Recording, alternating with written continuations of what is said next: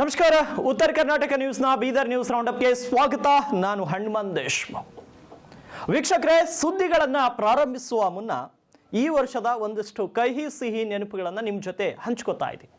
2025ರ ಈ ಕೊನೆಯ ರಾತ್ರಿ ಎಲ್ಲರೂ ದೀಪ ಹಚ್ಚಿ ಸಂಭ್ರಮ ಪಡ್ತಿದ್ದಾರೆ.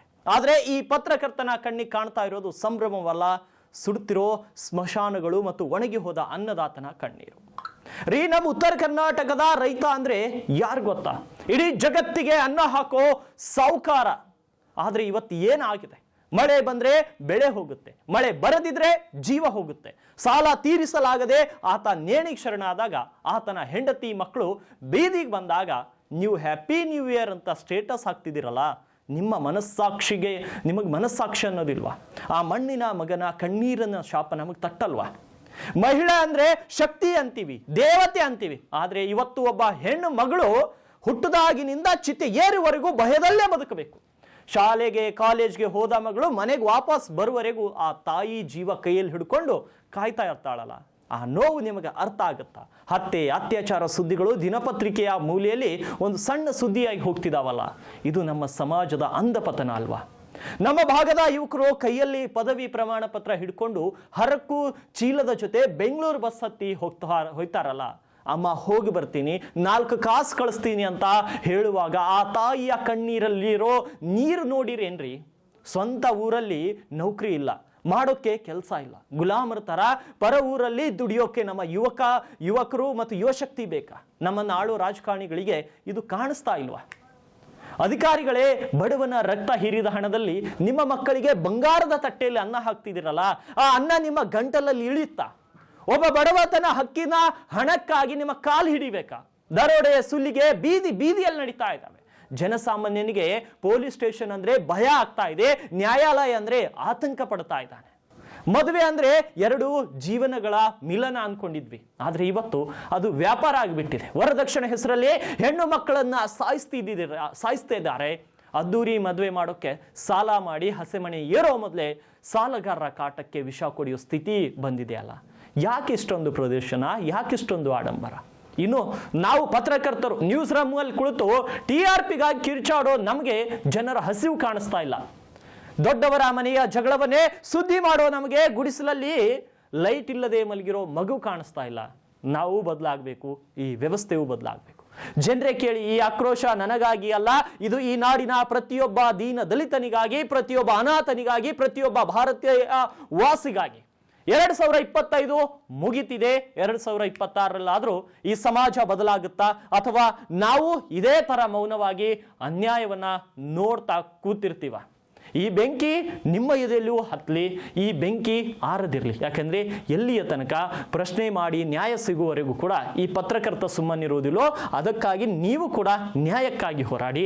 ಇವತ್ತಿನ ಪ್ರೈಮ್ ಟೈಮ್, ಇವತ್ತಿನ ಗಡಿ ಜಿಲ್ಲೆ ಬೀದರ್ನಲ್ಲಿ ಅಕ್ರಮ ಚಟುವಟಿಕೆಗಳಿಗೆ ಬ್ರೇಕ್ ಹಾಕಲು ಹಾಗೂ ನಗರದ ಭದ್ರತೆಗಾಗಿ ಜಿಲ್ಲಾ ಪೊಲೀಸರಿಂದ ಪೊಲೀಸ್ ವರಿಷ್ಠಾಧಿಕಾರಿ ಕಚೇರಿ ಆವರಣದಲ್ಲಿ ನಿರ್ಮಿಸಿರುವ CCTV ಕಮಾಂಡ್ ಸೆಂಟರ್ ಅನ್ನು ಉಸ್ತುವಾರಿ ಸಚಿವ ಈಶ್ವರ್ ಖಂಡ್ರೆ ಅವರು ವೀಕ್ಷಿಸಿದರು. ವೀಕ್ಷಣೆ ವೇಳೆ ಪೊಲೀಸ್ ವರಿಷ್ಠಾಧಿಕಾರಿ ಪ್ರದೀಪ್ ಗುಂಟೆ ಅವರು ಕಮಾಂಡ್ ಸೆಂಟರ್ ಕಾರ್ಯನಿರ್ವಹಣೆ ಬಗ್ಗೆ ಮಾಹಿತಿಯನ್ನು ನೀಡಿದರು. ಇತ್ತೀಚಿನ ದಿನಗಳಲ್ಲಿ ನಡೆದ ಹಲವಾರು ಪ್ರಕರಣಗಳನ್ನು ಈ ಕಮಾಂಡ್ ಸೆಂಟರ್ ಸಹಾಯದಿಂದ ಕೇವಲ ಕೆಲವೇ ಗಂಟೆಗಳಲ್ಲಿ ಭೇದಿಸಲಾಗಿದೆ ಎಂಬುದನ್ನು ಸಚಿವರ ಗಮನಕ್ಕೆ ತಂದರು. ನಗರದ ಮೂಲೆಯಲ್ಲಿ ಅಳವಡಿಸಲಾಗಿರುವ ಹೈ ರೆಸಲ್ಯೂಷನ್ ಕ್ಯಾಮೆರಾಗಳು ಅಕ್ರಮ ಚಟುವಟಿಕೆಗಳ ಮೇಲೆ ನಿಗಾ ಇಡುವುದಲ್ಲದೆ ಸಂಚಾರಿ ನಿಯಮಗಳ ಉಲ್ಲಂಘನೆ ಮತ್ತು ಕಳ್ಳತನ ಪ್ರಕರಣಗಳನ್ನು ಪತ್ತೆ ಹಚ್ಚುವಲ್ಲಿ ಸಾಕಷ್ಟು ಸಹಕಾರಿಯಾಗಿದೆ ಅಂತ ತಿಳಿಸಿದರು.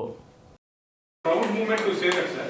Actually, we consider Hyderabad and Cyberabad as epitome of investigation skills, technology, sir. But Cyberabad commissioner himself came here and he has sent his inspectors to watch this technology and replicate it in Hyderabad. So we thank you heartily. For all of us, I would like to congratulate you and all the officers for this.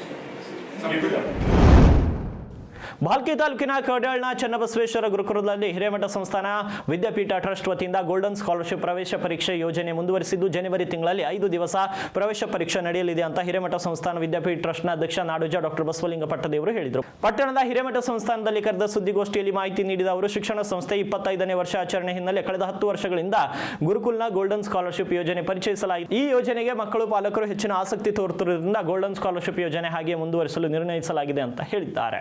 ಜನವರಿ ತಿಂಗಳಲ್ಲಿ 4, 10, 11, 18, 25 5 ದಿನಗಳ ಕಾಲ ಪರೀಕ್ಷೆ ನಡೀತದೆ. ಈ ಪರೀಕ್ಷೆದು ಹೆಚ್ಚಿನ ವಿದ್ಯಾರ್ಥಿಗಳು ಸದುಪಯೋಗ ಮಾಡಿಕೊಳ್ಬೇಕು. ಯಾಕಂತಂದರೆ ಎಲ್ಲಿ ಒಳ್ಳೆ ಶಿಕ್ಷಣ ಇರ್ತದೋ, ಎಲ್ಲಿ ಒಳ್ಳೆಯ ಸಂಸ್ಕಾರ ಇರ್ತದೋ ಆ ಕಡೆ ಹೆಚ್ಚು ವಿದ್ಯಾರ್ಥಿಗಳು ಬರ್ತಾರೆ. ಇವತ್ತು ಗಡಿ ಭಾಗದಲ್ಲಿರ್ತಕ್ಕಂಥ ಈ ಚನ್ನಬಸವೇಶ್ವರ ಗುರುಕುಲ ಇಡೀ ಒಂದು ರಾಜ್ಯ ಅಲ್ಲ, ಬೇರೆ ಬೇರೆ ರಾಜ್ಯದ ಅನೇಕ ವಿದ್ಯಾರ್ಥಿಗಳು ಇಲ್ಲಿ ಪ್ರವೇಶವನ್ನು ಪಡ್ಕೊಂಡಿದ್ದಾರೆ. ಇದಕ್ಕೆಲ್ಲ ಅಪ್ಪೋರು ದೂರದೃಷ್ಟಿ, ಅಪ್ಪೋರು ಕಾಳಜಿ, ಕಳಕಳಿನೇ ಅದಕ್ಕೆ ಎಲ್ಲರ ಪರಿಶ್ರಮ, ಪ್ರಾಚಾರ್ಯರು, ಆಡಳಿತಾಧಿಕಾರಿಗಳು ಎಲ್ಲರ.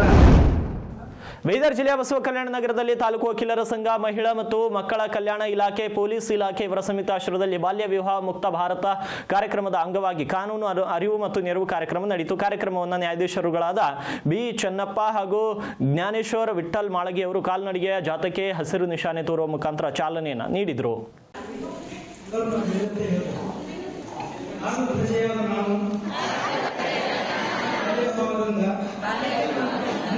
ಶಿಕ್ಷಣ ಉಚಿತವಾಗಿ ಅವರ ಹಕ್ಕುಗಳಾದ ಬದುಕುವ ಹಕ್ಕು, ರಕ್ಷಣೆಯ ಹಕ್ಕು, ಅಭಿವೃದ್ಧಿ ಹೊಂದುವ ಹಕ್ಕು, ಭಾಗವಹಿಸುವ ಹಕ್ಕು ತಿಳಿದಿರುವುದರಿಂದ ಮುಕ್ತ ಸಮಾಜವನ್ನು ನಿರ್ಮಿಸುವುದಕ್ಕಾಗಿ ನಾನು ಬದ್ಧನಾಗಿದ್ದೇನೆ. ನನ್ನ ವೈಯಕ್ತಿಕ ನೆಲೆಯಿಂದ ಮತ್ತು ಸಮಾಜದಲ್ಲಿನ ಕಾನೂನು ನೆಲೆಯಿಂದ ನನ್ನ ಕುಟುಂಬದಲ್ಲಿ, ಒಂದು ಬಳಗದಲ್ಲಿ, ಸಮುದಾಯದಲ್ಲಿ ಹಾಗೂ ಸಮಾಜದಲ್ಲಿ ನಾನು ಬಾಲ್ಯ ವಿವಾಹವನ್ನು ವಿರೋಧಿಸುತ್ತೇನೆ. 18 ವರ್ಷದೊಳಗಿನ ಹೆಣ್ಣು ಮಕ್ಕಳು ಮತ್ತು 21 ವರ್ಷದೊಳಗಿನ ಗಂಡು ಮಕ್ಕಳಿಗೆ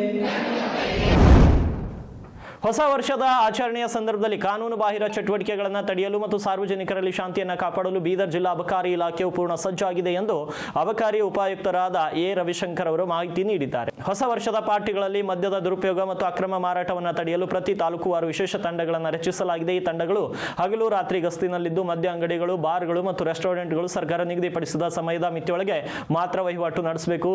ನಿಗದಿಗಿಂತ ಹೆಚ್ಚಿನ ದರಕ್ಕೆ ಮದ್ಯ ಮಾರಾಟ ಮಾಡುವುದು ಅಥವಾ ಸಾರ್ವಜನಿಕ ಸ್ಥಳಗಳಲ್ಲಿ ಮದ್ಯಪಾನಕ್ಕೆ ಅವಕಾಶ ನೀಡುವುದು ಕಂಡು ಬಂದರೆ ಅಂತ ಸಂಸ್ಥೆಗಳ ಪರವಾನಗಿಯನ್ನು ತಕ್ಷಣವೇ ರದ್ದುಗೊಳಿಸಲಾಗುವುದು ಅಂತ ರವಿಶಂಕರ್ ಎಚ್ಚರಿಸಿದ್ದಾರೆ. ಒಟ್ಟು 6 ತಂಡಗಳನ್ನು ನಡೆಸಿದ್ದೀವಿ. ತಾಲೂಕುವಾರು ಒಂದೊಂದು ತಂಡಗಳು.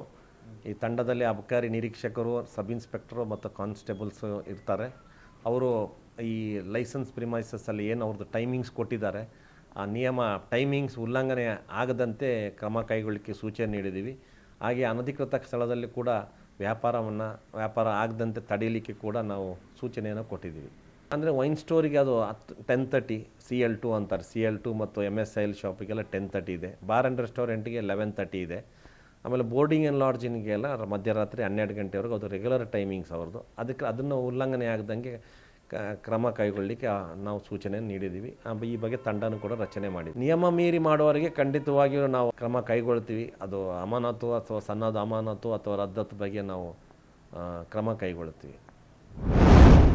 ಕಲ್ಲು ದೇವರು ದೇವರಲ್ಲ, ಮಣ್ಣು ದೇವರು ದೇವರಲ್ಲ, ಮರ ದೇವರು ದೇವರಲ್ಲ ಎಂಬ ವಚನವನ್ನು ಹೇಳಿದ ವಿಶ್ವಗುರು ಬಸವಣ್ಣನವರ ಕರ್ಮಭೂಮಿಯಲ್ಲಿ ಮರದಲ್ಲಿ ದೇವಿ ಪ್ರತ್ಯಕ್ಷಳಾಗಿದ್ದಾಳೆ ಎಂಬ ಸುದ್ದಿ ಹರಿದಾಡ್ತಾ ಇದೆ. ಜಗತ್ತಿಗೆ ವೈಚಾರಿಕತೆ ಪಾಠ ಮಾಡಿದ ಬಸವ ಕಲ್ಯಾಣ ನೆಲದಲ್ಲಿ 30 ವರ್ಷಕ್ಕೂ ಹಳೆಯ ಅರಳಿ ಮರವೊಂದರಲ್ಲಿ ಭಾಗ್ಯವಂತಿ ದೇವಿ ಪ್ರತ್ಯಕ್ಷಳಾಗಿದ್ದಾಳೆ ಎಂಬ ಗುಮಾನಿ ಎದ್ದಿದೆ. ಇದನ್ನು ಕಣ್ತುಂಬಿಕೊಳ್ಳಲು ಸುತ್ತಮುತ್ತಲಿನ ಗ್ರಾಮಸ್ಥರು ತಂಡವಾಗಿ ಹರಿದು ಬರುತ್ತಿದ್ದಾರೆ. ಬೀದರ್ ಜಿಲ್ಲೆ ಬಸವ ಕಲ್ಯಾಣ ತಾಲೂಕಿನ ಮಂಠಾಳ ಗ್ರಾಮದಲ್ಲಿ ಘಟನೆ ನಡೆದಿದ್ದು, ಅರಳಿ ಮರದಲ್ಲಿ ಭಾಗ್ಯವಂತಿ ತಾಯಿಯ ಚಿತ್ರ ಪ್ರತ್ಯಕ್ಷವಾಗಿದೆ ಎಂದು ಜನರು ಮರಕ್ಕೆ ಪೂಜೆಯನ್ನು ಸಲ್ಲಿಸುತ್ತಿದ್ದಾರೆ.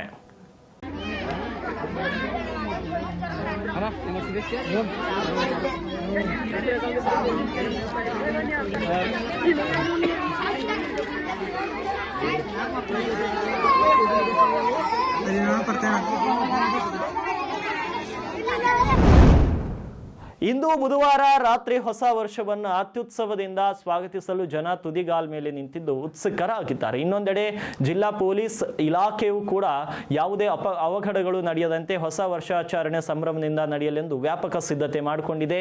ವಿವಿಧ ಬಡಾವಣೆಗಳಲ್ಲಿ ಸ್ನೇಹಿತರ ಬಳಗ, ಸಂಘ ಸಂಸ್ಥೆಗಳು, ಹೋಟೆಲ್ನವರು, ರೆಸಾರ್ಟ್ನವರು ಹೊಸ ವರ್ಷ ಕಾರ್ಯಕ್ರಮಕ್ಕೆ ಸಿದ್ಧತೆ ಮಾಡಿಕೊಂಡಿದ್ದಾರೆ. ಹೋಟೆಲ್, ರೆಸಾರ್ಟ್ನವರು ಎಂದಿನಂತೆ ಹೆಚ್ಚಿನ ಪ್ರಮಾಣದ ಮದ್ಯ ದಾಸ್ತಾನು ಮಾಡಿಕೊಂಡಿದ್ದಾರೆ ಎಂದು ಮೂಲಗಳು ತಿಳಿಸಿವೆ. ಅಕ್ರಮ ಮದ್ಯ ಮಾರಾಟ, ಸಾಗಾಟದ ಮೇಲೆ ಅಬಕಾರಿ ಇಲಾಖೆಯವರು ವಿಶೇಷ ನಿಗಾ ವಹಿಸಲು ತಂಡ ರಚಿಸಿದ್ದಾರೆ. ಇನ್ನೊಂದೆಡೆ ಜಿಲ್ಲಾ ಪೊಲೀಸ್ ಇಲಾಖೆಯು ಕೂಡ ಮದ್ಯ ಸೇವಿಸಿ ವಾಹನ ಚಲಾಯಿಸುವವರ ಮೇಲೆ ಹದ್ದಿನ ಕಣ್ಣು ಇಟ್ಟಿದೆ. ಸಾರ್ವಜನಿಕ ಸ್ಥಳಗಳಲ್ಲಿ ಶಾಂತಿ ಭಂಗವಾಗದಂತೆ ತಡೆಯುವುದಕ್ಕಾಗಿ ತಂಡಗಳನ್ನು ರಚಿಸಿ ಅದರಲ್ಲಿ ಕೂಡ ಬೀದರ್ ನಗರ ಹಾಗೂ ತಾಲೂಕು ಕೇಂದ್ರಗಳು ಪ್ರಮುಖ ಹೋಬಳಿ ಕೇಂದ್ರಗಳಲ್ಲಿ ಆ ದಿನ ರಾತ್ರಿವಿಡೀ ಪೊಲೀಸರು ಗಸ್ತನ್ನು ತಿರುಗಲಿದ್ದಾರೆ. ಹುಬ್ಬಳ್ಳಿಯಲ್ಲಿ ನಡೆದ ಮರ್ಯಾದಾ ಹತ್ಯೆ ಪ್ರಕರಣವನ್ನು ಖಂಡಿಸಿ ಬೀದರ್ ನಗರದಲ್ಲಿ ಪ್ರಗತಿಪರ ಸಂಘಟನೆಗಳ ಒಕ್ಕೂಟದ ವತಿಯಿಂದ ಬೃಹತ್ ಪ್ರತಿಭಟನೆ ನಡೆಸಲಾಯಿತು. ಘಟನೆಗೆ ಸಂಬಂಧಿಸಿದಂತೆ ಹಂತಕರಿಗೆ ಕಠಿಣ ಕಾನೂನು ಶಿಕ್ಷೆ ನೀಡಬೇಕು ಅಂತ ಪ್ರತಿಭಟನಾಕಾರರು ಆಗ್ರಹಿಸಿದರು. ಮರ್ಯಾದೆ ಹತ್ಯೆಗಳನ್ನು ಸಂಪೂರ್ಣವಾಗಿ ತಡೆಯುವ ಉದ್ದೇಶದಿಂದ ಸರ್ಕಾರ ವಿಶೇಷ ಕಾನೂನು ಜಾರಿಗೆ ತರಬೇಕು ಅಂತ ಒಕ್ಕೂಟ ಒತ್ತಾಯಿಸಿದರು. ಜೊತೆಗೆ ಅಂತರ್ಜಾತಿ ಮತ್ತು ಅಂತರ್ಧರ್ಮ ವಿವಾಹಗಳನ್ನು ಉತ್ತೇಜಿಸಲು 10 ಲಕ್ಷ ರೂಪಾಯಿ ಪ್ರೋತ್ಸಾಹಧನ ಹಾಗೂ ಮನೆ ಸೌಲಭ್ಯ ನೀಡುವಂತೆ ಸರ್ಕಾರಕ್ಕೆ ಮನವಿ ಮಾಡಿದರು. ಇರಲಾರ್ದಂತಹ ರೀತಿಯಲ್ಲೇ ಭಯಾನಕವಾಗಿ ಕೊಲೆ ಮಾಡಿದ್ದಾನೆ ಅಂದರೆ ಇನ್ನಿತರರಿಗೆ ಕೊಲೆ ಮಾಡುವುದು ಸಹಜವಾಗಿರುತ್ತದೆ. ಅದಕ್ಕೋಸ್ಕರ ನಾವೆಲ್ಲರೂ ಇದನ್ನು ವಿಶೇಷವಾಗಿ ಒತ್ತು ಕೊಡಬೇಕು. ಇದು ಪ್ರತಿಯೊಬ್ಬೊಬ್ಬರ ಕುಟುಂಬದ ಸಮಸ್ಯೆಯಾಗಿದೆ. ಇದು ಪ್ರತಿಯೊಂದೊಂದು ಹೆಣ್ಣು ಮಕ್ಕಳ ಜೀವಿತವಾಗಿದೆ. ಕೇವಲ ದಲಿತರು, ಪ್ರಗತಿಪರ ಹೋರಾಟಗಾರರು, ಸಿಪಿಐದವರು ಮಾತ್ರ, ಮಹಿಳಾ ಒಕ್ಕೂಟದವರು ಮಾತ್ರ ಅಂತಿಲ್ಲ. ಪ್ರತಿಯೊಂದೊಂದು ಸಮಾಜದಲ್ಲಿ ಜೀವಿಸ್ತಕ್ಕಂಥ ಕುಟುಂಬದ ಮಕ್ಕಳ ಸಮಸ್ಯೆ ಆಗಿದೆ.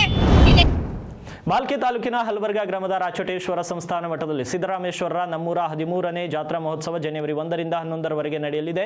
ಪ್ರತಿ ದಿನ ಬೆಳಗ್ಗೆ 9ಕ್ಕೆ ರಾಚೋಟೇಶ್ವರ ಕೃತ್ಯ ಗದ್ದುಗೆಗೆ ರುದ್ರಾಭಿಷೇಕ ಪೂಜೆ, ಸಂಜೆ 6ಕ್ಕೆ ಮಹಿಳೆಯರಿಂದ ಸಿದ್ದರಾಮೇಶ್ವರರು ತೋಡಿದ ಬಾವಿಗೆ ಗಂಗಾ ಪೂಜೆ, ಸಂಜೆ 7:30ಕ್ಕೆ ಪ್ರಸಾದ ವಿತರಣೆ, ರಾತ್ರಿ 8 ಗಂಟೆಗೆ ಆಳಂದ್ ತಾಲೂಕಿನ ಹಿತ್ತಲ್ ಶಿರೂರಿನ ಶರಣಕುಮಾರ್ ಶಾಸ್ತ್ರಿ ಅವರಿಂದ ಜೀವನ ದರ್ಶನ ಪ್ರವಚನ, ಕಲಾವಿದರಿಂದ ಸಂಗೀತ, ಗುರುವಿನ ತುಲಾಭಾರ ಕೂಡ ಜರುಗಲಿದೆ ಅಂತ ಮಾಹಿತಿಯನ್ನು ನೀಡಿದ್ದಾರೆ.